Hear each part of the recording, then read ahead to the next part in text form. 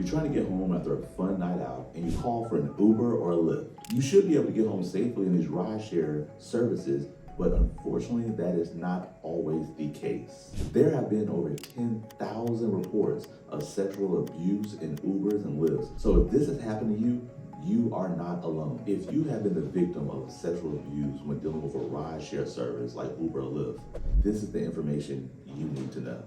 First of all, and most importantly, please know that sexual abuse is not your fault. If you are a victim, none of this is your fault. Many victims may try to convince themselves that it's somehow their fault because they were intoxicated or they fell asleep or whatever reason.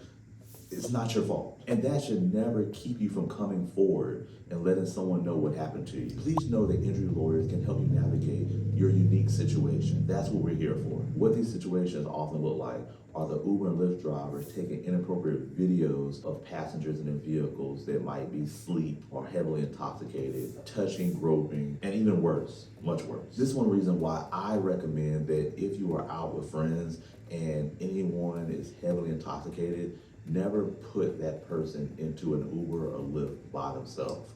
Make sure that at least one person is riding with them. If everybody is drunk and intoxicated, try to stick together in the Ubers to get dropped off.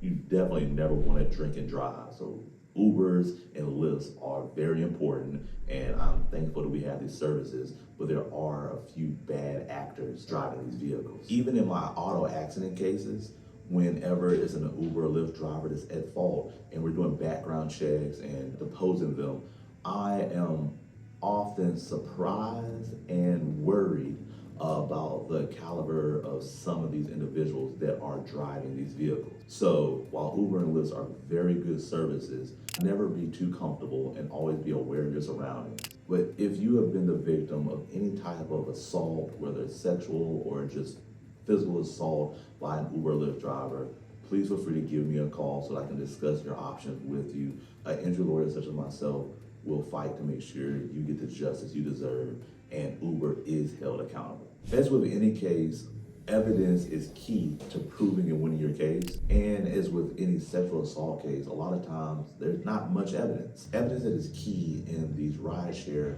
sexual assault cases are video evidence. Most Ubers and Lyfts are equipped with a video that's in the front of the vehicle.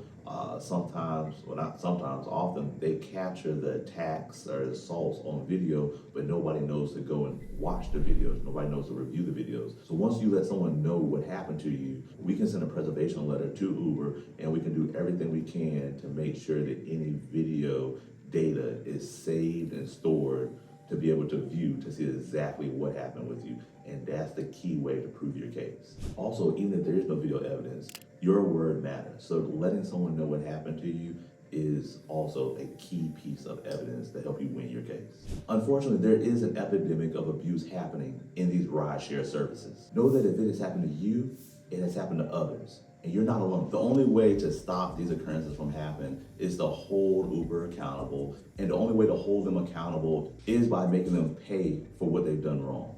If you have been the victim of a sexual assault in a rideshare service, such as Uber or Lyft, you may be entitled to compensation and you need to contact an injury lawyer. Although my practice is based primarily in South Carolina and Georgia, we are handling these rideshare cases nationwide. So if you have been the victim of a sexual assault in a rideshare service, please feel free to contact me to discuss your situation and see if we can get you the help that you deserve.